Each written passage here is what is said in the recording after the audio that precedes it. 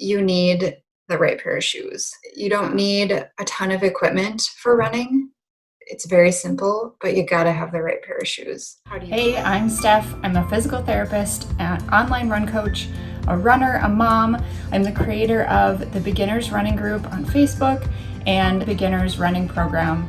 I have a love and passion for helping beginner runners and beginner again runners learn to love running, learn to be consistent with it, and learn how to get faster without getting hurt. How do you find the right pair of shoes? First, you need to know your arch type or your foot type. And I have come up with just a quick test. I call it the bath mat test. These pictures are on concrete, of course, but that just doesn't sound as cool as bath mat test. So biggest thing is just take a notice of your footprint on your bath mat or on the concrete after you step out of the shower, after you've stepped in some water. And you can see what your arch type is. So if you have a high arch, you will not see any imprint where your arch should be. In fact, this person is so high that you only see the heel and then the rest of the foot. There's actually a space on the outer foot as well. If you are neutral, you will see most of the foot, and then there will be a nice curve where the arch is. So it's not hitting the ground, it's not real high up, it's kind of in the middle. So that we call it neutral arch.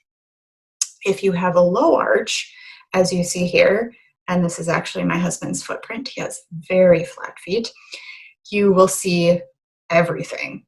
Everything smushes down to the ground, your arch included. And so you will see no arch there as the print comes down.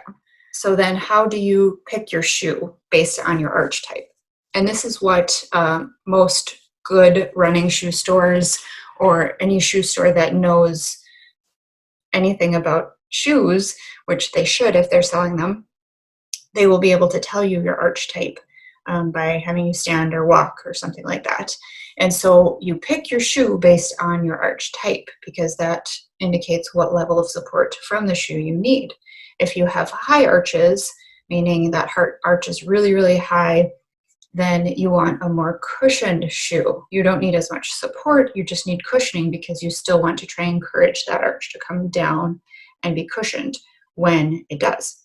And so those shoes are called a neutral shoe type.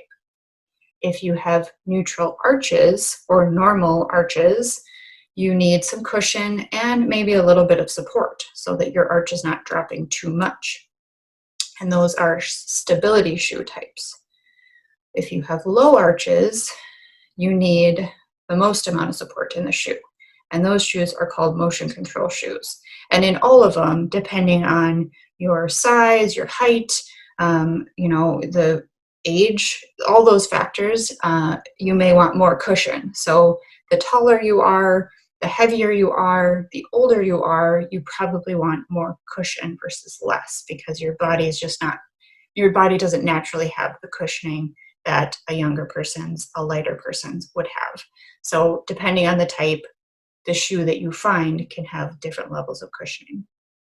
Some other factors to consider are the width of your feet. So a lot of shoes will come in different widths. So there's a wide, there's narrow, normal would be B, and there's like an extra narrow too. So if you tend to have a narrow foot, problems with like heel slipping and things like that, then look for a narrow shoe, and that will help with some of that.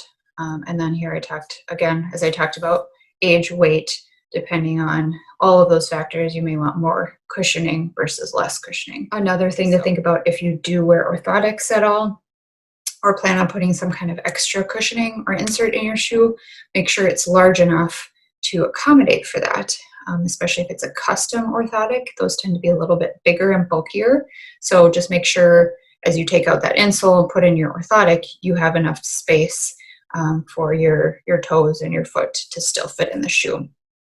Another little tip and permission if you need to buy another pair of shoes.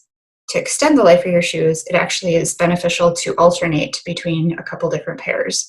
That way they both will last a little bit longer for you. So here's just a chart again of foot type to shoe, because I know it can be kind of confusing. Right. So I kind of mentioned this earlier, but I want to read this quote. While the types of equipment needed by runners is relatively limited, a good pair of running shoes is a must. Running shoes not only provide substantial midsole foot cushioning, they also offer arch support, aid in prevention of injuries, and can promote improved athletic performance. So a bunch of reasons there why you need to have a good shoe. Contact us somehow if you're having trouble finding the right shoe.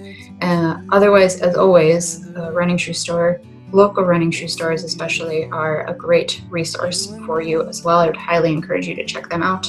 Let's go shoe shopping.